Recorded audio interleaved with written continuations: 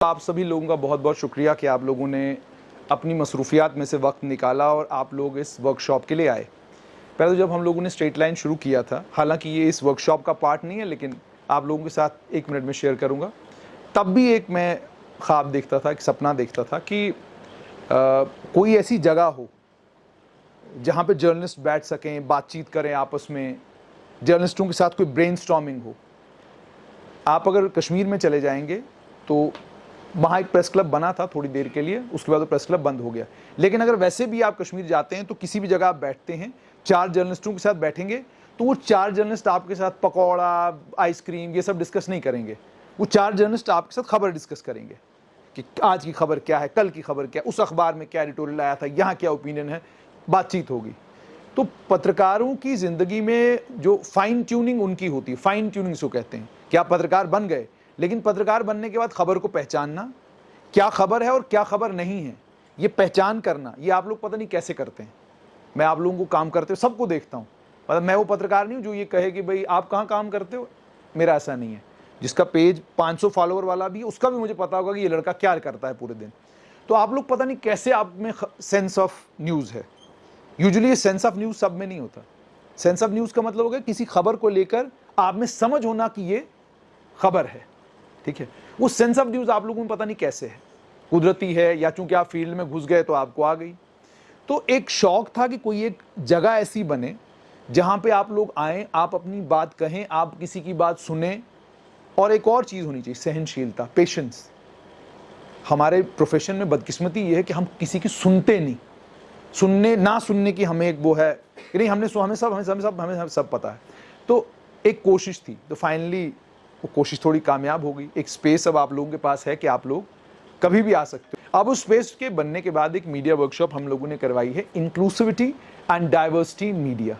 Inclusivity का मतलब ये है कि हमारे न्यूज़ रूम में हर धर्म, हर समुदाय, हर वर्ग के लोग, ठीक है। जिन्हें हिंदी कम समझ आती उनके लिए मैं उर्दू में भी अनुवाद कर दूंगा कि जब हम न्यूज़ रूम के अंदर जाएं, हर मजहब, हर फिरके और हर तरह की जात पात, हर तरह के मजहब से ताल्लुक़ रखने वाले लोग हमारे न्यूज़ रूम में होने चाहिए। और जब अलग अलग मत और अलग अलग धर्मों के लोग आपके न्यूज़ रूम में होते हैं ना, तो हर एक की सोचने की का जो तरीका है वो उसका अपना होता है। एक धर्म का आदमी अपने तरीके से सोचता है, हम अपने तरीके से सोचते हैं। उसके बाद जो आपके डिफरेंसेस होते हैं आपस में, चाहे वो आपके बीच में मत को लेकर हैं, मजहब को लेकर हैं, जात पात को लेकर हैं, डिफरेंसेस जो आपके बीच में होंगे, उन सभी डिफरेंसेस को खत्म करके आप एक न्यूज़ रूम में बैठते हो और काम करते हो। अब ये जो न्यूज़ रूम के अंदर बैठकर हम लोगों को काम करना है, उसमें एक और चीज़ बड़ी इंपॉर्टेंट होती है। आप उर्दू जुबान बोलने वाले हैं, फंस गए जयपुर में जाकर। अब आप पहले दिन तो आपको कुछ पता नहीं ना चलेगा कि भाई यहाँ क्या चल रहा है, लेकिन 1 महीने के बाद ये उर्दू जुबान बोलने वाला उन राजस्थानियों के बीच में ऐसा हो गया होता कि वो कहते हैं कि यार ये तो अपना आदमी है। ये एक न्यूज़ रूम की खासियत होती है। और एक और इंपॉर्टेंट चीज़ जो इसमें आज भी निकल कर आएगा कि इंक्लूसिविटी का एक और मतलब है कि जब आप ग्राउंड पर हैं, रिपोर्ट कर रहे हैं ना, तो आप किसी मजहब, किसी जात, किसी धर्म से ताल्लुक नहीं रखते। आपके अपने बायसेस होंगे, आपका अपना प्रेजुडिस भी होगा, दोनों चीजें होंगी। यानी आप किसी की तरफ होंगे, ये कोई अचरज वाली बात नहीं, होता है, हर एक आदमी होता है। आपकी एक आइडियोलॉजी होगी, एक सोच होगी, उस सोच से आप किसी सोच के साथ जुड़े होंगे, वो भी पॉसिबल है। लेकिन the moment you are on the field, जो 2 आंखों से दिख रहा है ना, वही बताना है। इसकी सबसे इपिक एग्जाम्पल अगर आपको देखनी हो ना, महाभारत। जिन लोगों ने देखी होगी उन लोगों को पता होगा, भगवान श्री कृष्ण ने ताकत दे दी संजय को, धृतराष्ट्र को यह बताने की कि कुरुक्षेत्र में क्या हो रहा है। आप वो कभी अगर महाभारत देखने का मौका मिलेगा जरूर देखिएगा। I recommend everybody they should see Mahabharat. Sanjay की उस पूरी महाभारत में एक सीन सबसे इंपॉर्टेंट है, वो बताता है इंक्लूसिविटी और डाइवर्सिटी क्या होती है। वो सीन ये है कि संजय का अपना बेटा जो है वो कुरुक्षेत्र में मारा जाता है। धृतराष्ट्र सामने खड़ा है, इसको क्या बताना है धृतराष्ट्र को कि भाई मेरे बेटे की भी मौत जो है वो कुरुक्षेत्र में हो गई है। वो जिस वक्त वो बता रहा होता है ना, आप उस सीन को देखेंगे तो आपको समझ में आएगा जर्नलिस्ट क्या है, कि उसकी आंखों में आंसू भी नहीं है और वो पूरा सीन नैरेट करता है, उसके बाद रोना शुरू करता है। जब वो सीन नैरेट कर रहा है ना तो वो पत्रकार है, जब नैरेट करके खत्म हो गया ना फिर वो बाप बन गया, फिर उसको याद आ गया कि भाई मेरा बेटा मर गया। तो that is what we are supposed to do. अब इस वक्त कहता है कि एक सैनिक है जो मारा गया, वो ये नहीं कहता कि मेरा बेटा है, बेटा मारा गया। सो दीज आर, मतलब ये कुछ चीजें हैं जो हमारे इस हिंदुस्तान की मिट्टी में अपब्रिंगिंग में ही हमारी आ जाती हैं।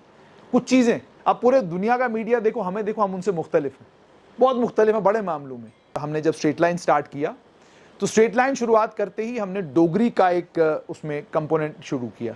तो शुरुआत में ही मुझे लोगों ने कहा ये फेल हो जाएगा, चलेगा नहीं, डोगरी कोई सुनता नहीं है यहाँ पे, ठीक है। मुझे अच्छे से याद है कोई पेज डोगरी में उस वक्त पत्रकारिता नहीं कर रहा था, न किसी को डोगरी की पड़ी हुई थी। हम लोगों ने उसमें पत्रकारिता जब शुरू करी तो हमारे शुरू करने के बाद ये हुआ कि पेजों की बाढ़ आ गई, सबने डोगरी में बोलना शुरू कर दिया। उन्होंने भी बोलना शुरू कर दिया जो लोग कभी डोगरी बोलते नहीं थे। उसके पीछे एक बड़ा दिमाग था, बड़ा ब्रेन था कि जो प्रज्ञा बोलती थी था, वो सारा सुरेंद्र सागर जी का इनोवेशन था। तो पहले मैं इनसे गुजारिश करूंगा कि ये थोड़ी सी बात करेंगे आप लोगों के साथ में इसी मीडिया और इंक्लूसिविटी एंड डाइवर्सिटी के ऊपर, और आपको बताएंगे कि किस तरीके से जुबान, जो आपकी बोलने वाली जुबान है, वैसे मैं डोगरी बोल लेता हूँ, पंजाबी बोल लेता हूँ, उर्दू बोल लेता हूँ, कश्मीरी बोल लेता हूँ, अंग्रेजी बोल लेता हूँ। इस जुबान के पता होने के बड़ा फायदा है। यानी मैं कश्मीर जाता हूँ तो फंस नहीं जाता, मैं डोडा जाऊंगा तो फंसूंगा नहीं। अब जब डोगरी वाला बेचारा डोडा जाएगा, फंस जाएगा, है ना।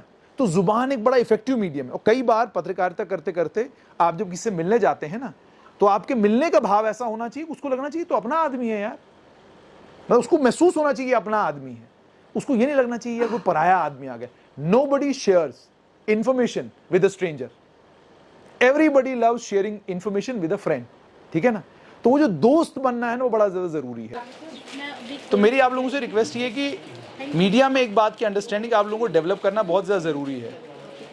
जितने सिस्टम में आपके दोस्त होंगे उतनी खबर आपके पास ज़्यादा होगी, जितने सिस्टम में आपके दोस्त कम होंगे उतनी खबर आपके पास कम होगी। और बसंत रथ तो कतई नहीं बनना।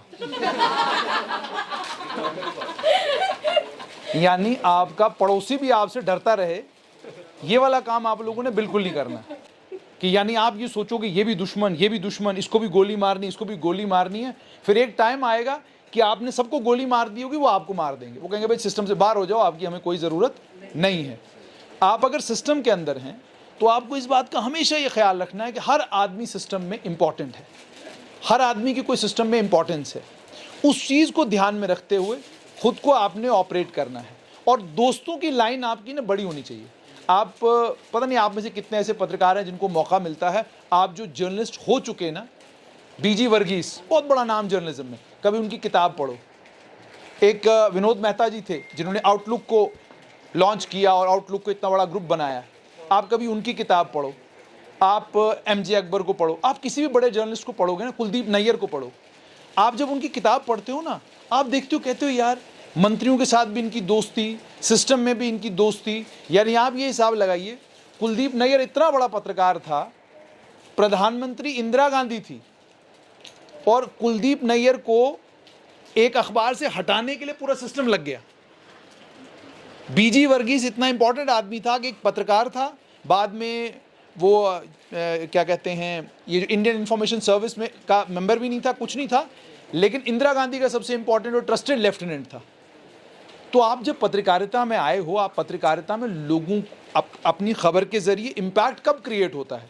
जब आपने अफसर से भी पूछ लिया कि जनाब ये खबर है, ज़रा आप बताइए कि आपका इसमें क्या कहना है, उसका आपका वर्जन आ जाएगा, उसकी खबर चलाओ, बात ख़त्म। लेकिन जब आप कोई खबर चलाते हो, जैसे मैं आपको बताऊँ, एक खबर चलाई, आशिया ने खबर चलाई, इसने जाके खबर चलाई, कहा जनाब कि ये मकान बन गए, बंगले बन गए, ये सारे के सारे बंगले जो हैं नॉन स्टेट सब्जेक्टों को दे रहे हैं ना। अब देखो हुआ क्या उसके बाद, आप में से कोई रीवेरीफाई करने नहीं गया कि भाई हुआ क्या।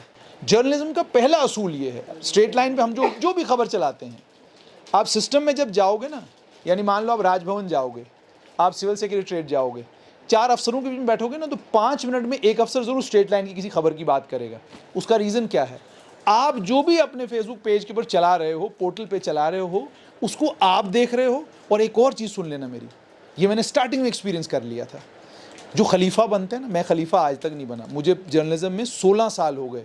तो मैं आपको ये बता रहा हूँ कि ये ऐसा नहीं अब आप मेरी खबरें देखो, दुनिया भर का मैं सरकार को क्रिटिसाइज़ करता हूँ, बड़े तरीके से क्रिटिसाइज़ करता हूँ, लेकिन फ़र्क क्या है? फ़र्क ये है कि आप जब क्रिटिसाइज़ करने जाते हो, आप कहते हो इसकी ऐसी की तैसी करके रख दूंगा। किसी की ऐसी की तैसी नहीं होती। हम नहीं कर सके आज तक किसी की ऐसी की तैसी, तो आप कैसे कर लोगे? जिस नेता को जितनी गालियां आप दोगे, वो सिस्टम का सबसे इंपॉर्टेंट आदमी कल जब बनेगा, तुम्हारे लिए दरवाज़ा बंद कर देगा, बोले इसको नहीं अंदर आने देना, बाकी कोई भी आ जाए। तो that is your defeat, that is not your victory. हर विचारधारा को समझने की कोशिश करो। जब आहिस्ता आहिस्ता ग्रेजुअली ये सबसे मिलना शुरू किया, तो इसने कहा कि दाएं वाले भी वैसे ही हैं जैसे बाएं वाले हैं। ये सिर्फ इनका चोला चौका डिफरेंट है, करते ये काम दोनों एक जैसा है। तो आप क्या करते हो? जब मैं नया नया जर्नलिस्ट बना तो मैं असेंबली कवर करने जाता था। नीचे तकरीर करते थे अली मोहम्मद सागर साहब। आप लोग यंग हैं, अभी छोटे हैं, आप लोगों को भी आजकल, जब तुम्हारी बदकिस्मती है, तुम जब आए तब असेंबली ही नहीं है। अब जब असेंबली होगी तो तकरीरें जब होती है ना, नेता तकरीर करता है, कई बार हमें मन पता क्या करता था, उछल जाएं, कूद जाएं नीचे और सागर साहब को गले लगा लें कि कितनी अच्छी बातें आपने कह दी। हमको लगता था इसी में इनकलाब आ जाएगा। मुजफ्फर हुसैन बेग साहब तकरीर करते थे, और बेग साहब का एक मशहूर कॉल था, वो एक शेर पढ़ा करते थे, जो चुप रहेगी जुबान खंजर, लहू पुकारेगा आस्तीं से। ये बेग साहब शेर पढ़ा करते थे। तो हम ये शेर भी सुन, हम कहते वाह यही इनकलाब लाएंगे, और हम इतने एक्साइटेड होते थे कि जनाब अब इन्होंने इनकलाब ले ही आना है। किन्होंने? इन लोगों ने नीचे। वो ये पार्टियां चली गई, फिर आई बीजेपी, हमको लगा ये इनकलाब लाएंगे। तो आहिस्ता आहिस्ता हमें वक्त के साथ ही पता चला कि ये सब आते हैं, अपनी ज़िंदगियों में इनकलाब ले आते हैं, हमारी ज़िंदगी वैसी की वैसी उजाड़ रहती हैं। लोग बने। अब मैं कह रहा था खलीफा नहीं बनना। खलीफा क्यों नहीं बनना, वो इंपॉर्टेंट है, उसके बाद पल्लवी जी का लेक्चर है। खलीफा इसलिए नहीं बनना, मैं बड़ी, जब स्ट्रेट लाइन हमने लॉन्च किया तो मैं बड़ी खूबसूरत, बड़ी अच्छी खबरें कर रहा था, और बड़ी इंपॉर्टेंट खबरें और ये और वो, लेकिन सब्ज़ी वाला नीचे आ गया, और सब्ज़ी वाला नीचे खड़ा है। तो मैं नीचे गया उसके पास, मैंने कहा और भाई, वो लाइक कर रहा है।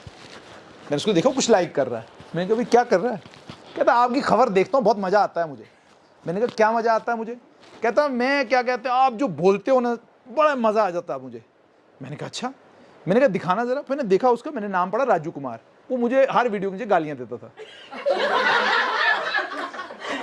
अब मैं, क्योंकि मुझे याद रहता है गाली देने वाला, अब मैंने जो ही देखा ना ये वही है। तारीफ करने वाला कभी याद नहीं रहेगा, गाली देने वाला हमेशा याद रहेगा। मैंने कहा भाई तेरा नाम क्या है? कहता राजू कुमार। मैंने देखा उसका नाम भी फेसबुक के ऊपर भी राजू कुमार। मैंने कहा ये तो यही राजू कुमार है। उधर मुझे एक चीज़ और समझ में आ गई कि जो आदमी मेरी वीडियो देखकर मुझे गाली दे रहा है, वो या तो कुल्फ़ी वाला है, या रेड़े वाला है, या बस स्टैंड पे क्या कहते हैं बस में बैठने वाला है। और आप रैंडमली भी जाओगे ना तो बड़ा आदमी आपको नहीं पहचानेगा, लेकिन कुल्फ़ी वाला, रेड़े वाला, रिक्शे वाला फ़ौरन कहो आप तो वो हो ना, क्योंकि उसने आपको गाली दी होती फेसबुक के ऊपर। बात समझ आएगी आपको? तो अब आप खलीफा बन रहे हो क्या सोच के? क्यों? इसको भी सोशल मीडिया हो गया। ट्विटर पर मेरे इतने फॉलोअर हैं, फेसबुक पर मेरे इतने फॉलोअर हैं, इंस्टाग्राम पे मुझे इतने लोग देख रहे हैं। क्यों? आपका ये बात आप एक और समझ लो, हम लोग मानसिक तौर पर आज भी अंग्रेजों के गुलाम हैं। गुलामी वाली मानसिकता हम लोगों से ख़त्म नहीं हुई है। उसका उदाहरण जानते हो क्या है? एक पुलिस अफसर अपने कुत्ते की फोटो फेसबुक के ऊपर डालता है, उस कुत्ते के नीचे इतने लाइक आए होते हैं, और खुदा की कसम कोई आदमी तो मोहब्बत में इतना आगे निकल जाता है, वो नीचे लिखता है व्हाट अ डॉग। ठीक है, I have never seen a dog like this. और कई तो ऐसे वो ऊपर पोस्ट भी नहीं देखते, मतलब पोस्ट भी नहीं देखते, कुत्ता लिखा है पोस्ट में, क्या रखा है, वो कहता है कि इन लव विद दिस। कई लिखते हैं इन लव विद दिस। कई लोग, मतलब दिस इज द हाइट, इसको क्या कहते हैं, साइकोफेंसी, कि आप चापलूसी करते हैं।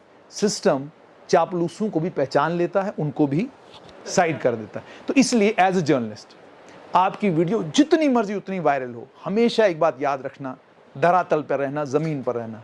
अगर आप ज़मीन पर हो, लोगों के बीच में हो, तो आप समझ लो आप हो। जिस दिन तुम्हारे दिमाग में ये आ गया ना फतूर, और कंपनियां बड़ी ख़तरनाक होती हैं, तो बड़ा कैरेक्टर बनने में इंसान को थोड़ा समय लगता है। धैर्य होना चाहिए, पेशेंस होना चाहिए। मैं जैसा जर्नलिज्म 2004, 5, 6 में करता था, वैसा अब नहीं करता हूँ। 2005 में जो समझ थी मेरी जर्नलिज्म को लेकर, वो नहीं थी जो समझ मुझे आज या 16, 17, 18 साल के बाद। तो एक तो ये आप लोगों ने अपने दिमाग से टोटल निकाल देना है। सोशल मीडिया में एक मज़ा आप लोगों को आ गया जो हमें नहीं था।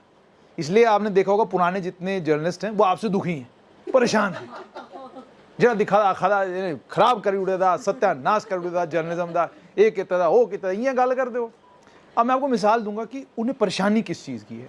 परेशानी असल में ये है, एक सेट सिस्टम चल रहा था, ठीक है, सेट सिस्टम चल रहा था, बड़े लोगों की सुनी जाती थी और अखबार में को खबर आती थी ना, तो होता क्या था कि एक फ़ोन आता था, अच्छा ज़्यादा फ़ोन ना, तब मोबाइल नहीं होते, लैंडलाइन होता था, बड़ा लैंडलाइन उठाना पड़ता था। हाँ जी, ये आपका रिपोर्टर मेरे पास आया था, वो बकवास 4 चीज़ें मुझसे क्या कहते हैं पूछ कर गया, वो खबर लगाई हुई, तो देख लेना, खबर गायब हो जाती थी।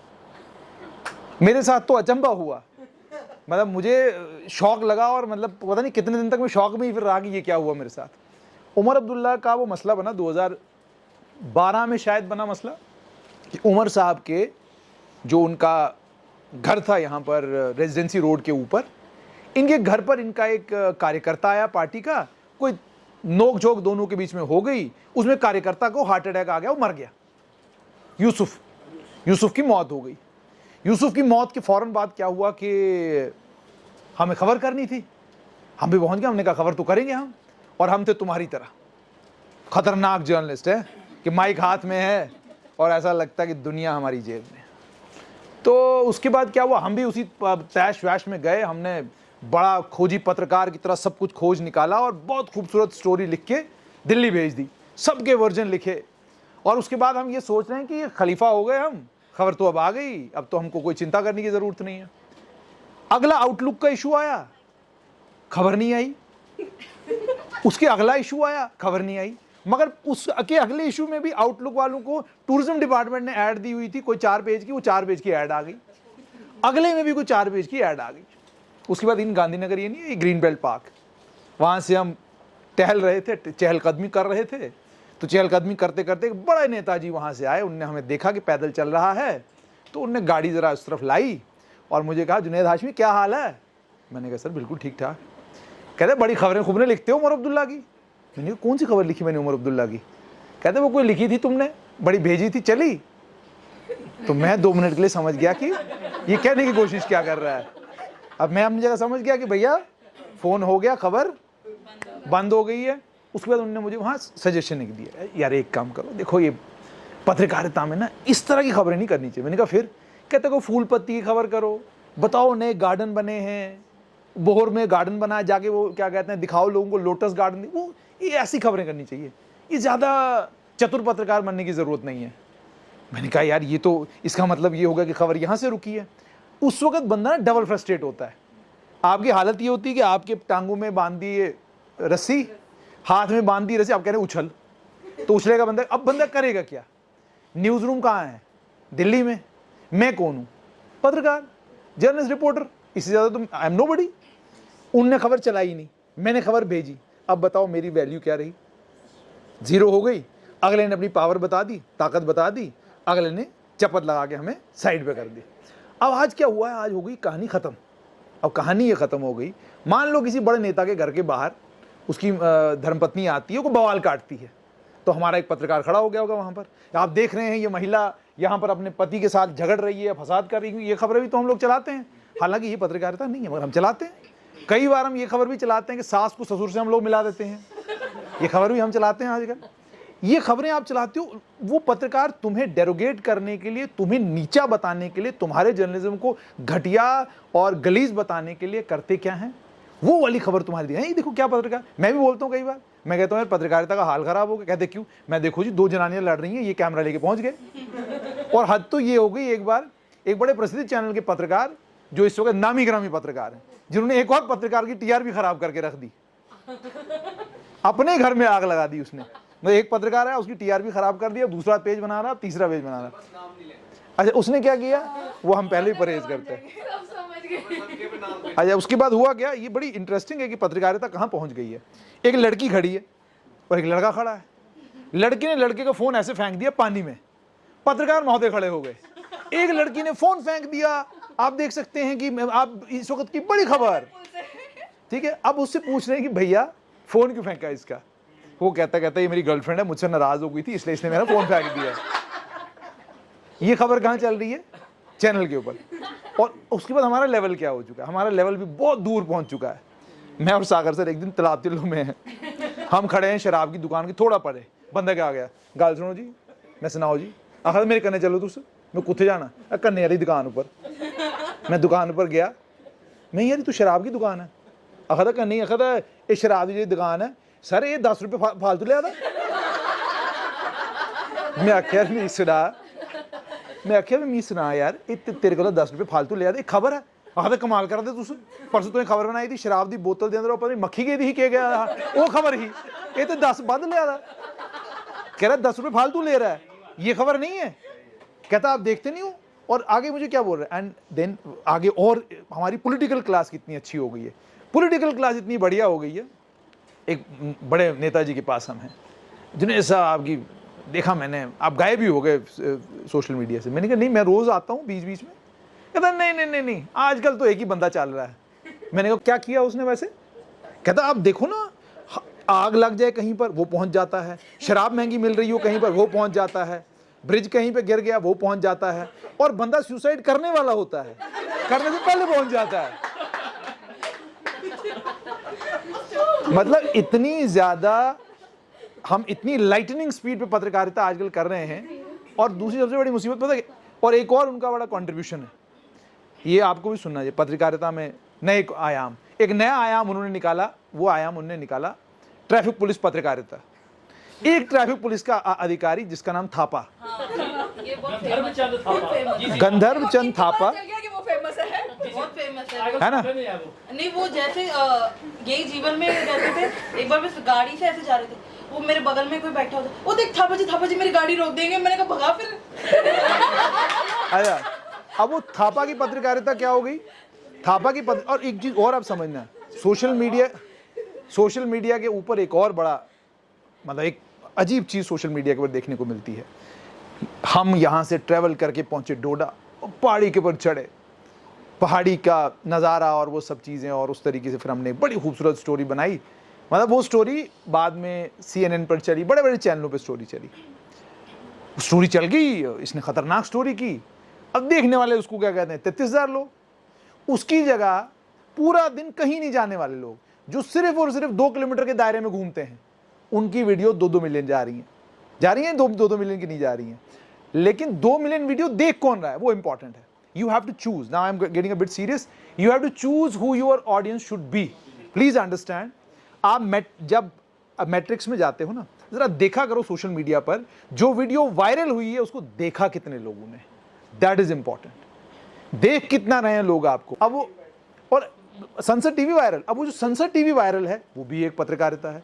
मैं ये कहता हूं कि अगर आप लोग जैसे पत्रकारिता कर रहे हो, जिस तरीके से आप लोग कर रहे हो, 2 चीजें आप अपनी पत्रकारिता के अंदर लाओ तो और ज्यादा खूबसूरत ही हो। जो कर रहे हो वो करते रहो, क्योंकि उससे तुम लोग वायरल होते हो। भाई जिससे वायरल होते हो वो तो करना ही है। 2 जनानियां लड़ रही हैं, वायरल होने के लिए काफी है, वो कंटेंट तो जरूरी है। लोगों ने, और लोग देखते वही हैं। सबसे अक्लमंद आदमी, शहर का सबसे पढ़ा लिखा आदमी क्या कहता है, कहता है जुनैद साहब बाकी तो सब ठीक है, लेकिन वो जो परसों स्टोरी चली ना, वो जो लेडी ने लफड़ मारे ना पुलिस वाले को, वो सही थे। अब आप क्या करोगे? अच्छा, उसके बाद ये करते भी क्या, इनका एक और तमाशा है। मेरी सिस्टर एक दिन वो गाड़ी लेके, होंडा सिटी लेके कहीं जा रही थी। अब वो कोई स्टोरी नहीं, वो होंडा सिटी लेके जा रही है तो ट्रैफिक पुलिस वाले ने रोक दिया। और यू मस्ट अंडरस्टैंड दिस, आप लोग बहुत लकी हो। जिस दिन लोगों को कानूनों की समझ आ गई, आधे से ज्यादा जर्नलिस्ट खासकर फेसबुक पर जो घूम रहे हैं आजकल, आपको जेल क्या कहते हैं, कोर्ट में मिलेंगे डिफेमेशन भुगतते हुए। नंबर 1, जब 2 लोगों के बीच में डिस्कोर्स हो रहा है, ट्रैफिक पुलिस वाले के बीच में और जिस आदमी को ट्रैफिक पुलिस ने रोका है, it is a private conversation between 2 individuals, one who is the offender and second one who is to challan the offender. ये उन दोनों के बीच में कॉन्वर्सेशन है। जब आपने अपना कैमरा उधर लगा दिया ना, आपने उनकी प्राइवेसी ब्रीच की, वो आपने इंटरवीन किया ना।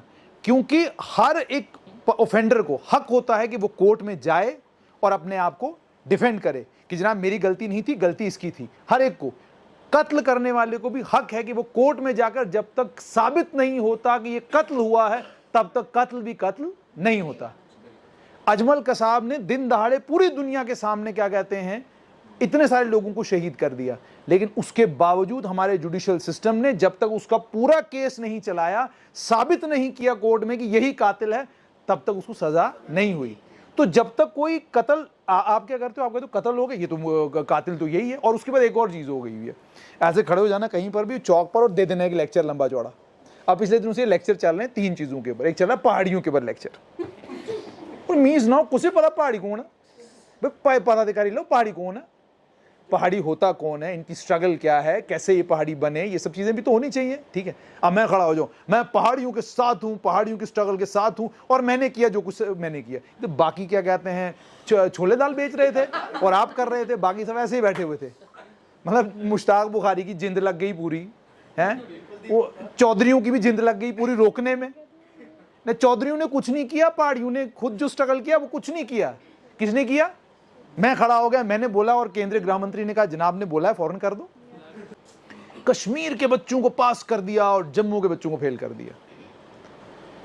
जब आप जिस वक्त भी इस तरह की कोई खबर आए, मेरी गुजारिश है आप लोगों से भी, वो ये है कि सच्चाई नहीं मरनी चाहिए। कुछ भी मर जाए लेकिन सच्चाई नहीं मरनी चाहिए। आपको गजट उसी वक्त मंगवानी चाहिए थी कश्मीर की। कुछ नहीं, ऑनलाइन जाना है, रोल नंबर डालना है, मार्कशीटें निकलेंगी। 5-6 मार्कशीट्स आपने निकालनी थी। 5-6 मार्कशीट निकाल के आपको क्या करना था? कंपैरिजन। और उसके बाद कंपैरिजन करके आपको बोलना था कि नहीं जनाब, कश्मीर में भी इतने ही बच्चे फेल हुए हैं, जम्मू में भी इतने ही बच्चे फेल हुए हैं, कश्मीर में भी यही क्राइटेरिया है और जम्मू में भी यही क्राइटेरिया है।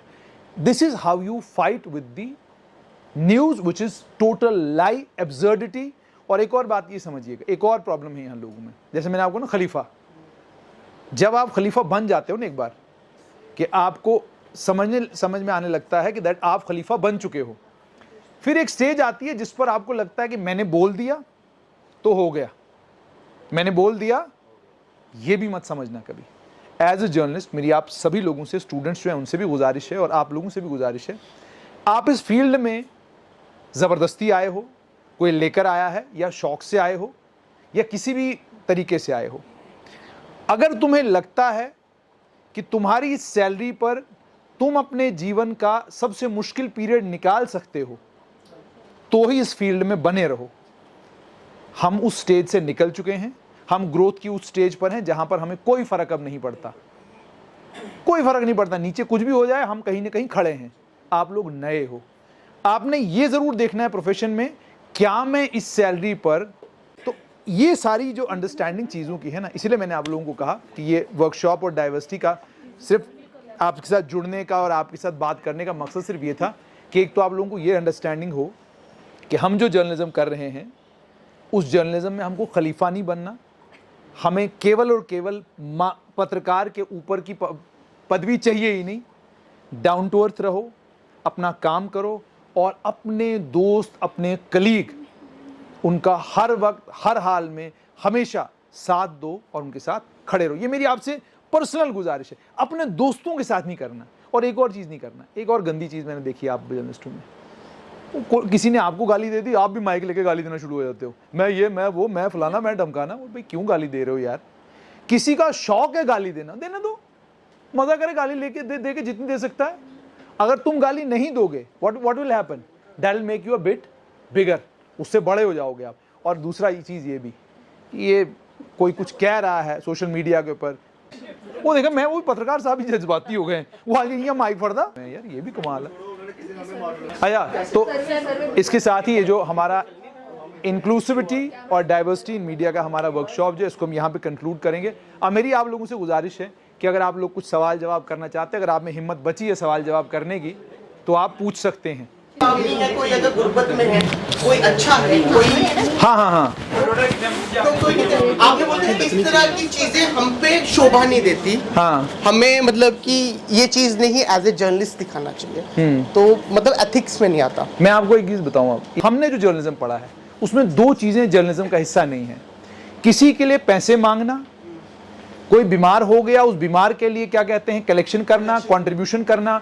ये सोशल मीडिया पर व्लॉगर करे तो चलेगा, ये सोशल मीडिया पर कोई समाज सेवी संस्था करे तो चलेगा, लेकिन जब ये पत्रकार करने लगता है ना, तो पत्रकारिता में बिल्कुल नहीं आता। बिकॉज हमने कोई ऐसा जर्नलिज्म का सब्जेक्ट ही नहीं पढ़ा जिसमें ये लिखा हो कि जनाब चैरिटी भी एक पार्ट ऑफ जर्नलिज्म है। Charity is not part of, अगर चैरिटी पार्ट ऑफ जर्नलिज्म होता ना, तो फिर इंडिया टुडे करता, फिर आज तक करता, फिर BBC करता, कोई नहीं करता है। Nobody does it. करता कौन है? कीटो करता है, बाकी सब करते हैं। और इसमें एक और चीज गलत होती है जो बहुत खतरनाक है, जो ट्रेंड हमारे समाज में आ चुका है, बड़ा डेंजरस ट्रेंड है। कितना खतरनाक इस्तेमाल एक आदमी कर रहा है। पहले उसने स्टोरी बनाई कि जनाब ये सलमान खान के पास गया, सलमान खान ने धक्के मारे।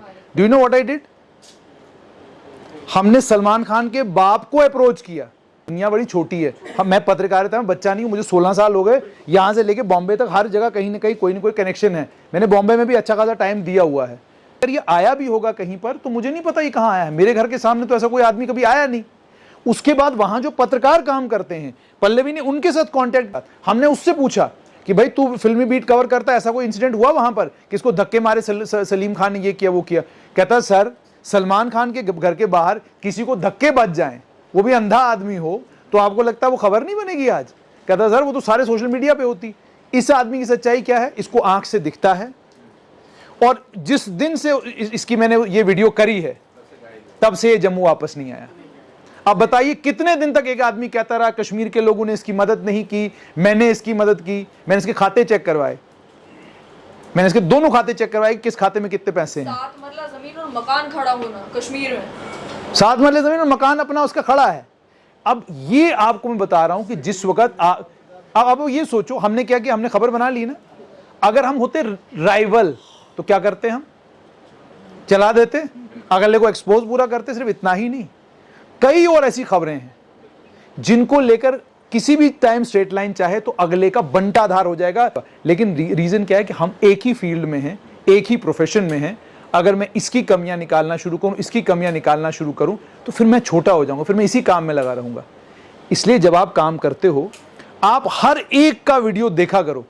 ये नहीं कि यार इसकी शक्ल मुझे पसंद नहीं, दफा कर मैंने इसकी वीडियो नहीं देखनी। क्या पता वहां से कोई स्टोरी निकल आए, क्या पता वहां से कोई कहानी निकल आए। लेकिन मैंने आपको बताया, आपकी प्रॉब्लम सिर्फ एक ही है, मेंटर और गाइड होना बड़ा जरूरी है भाई। कभी ये भी मत सोचना कि कोई आदमी खिलाड़ी ऐसे ही फील्ड का बन जाता है बिना किसी मेंटर के। ठीक है, वो कोई हम जैसे होते हैं जिनका क्या कहते हैं वाली वारिस अल्लाह के सिवा कोई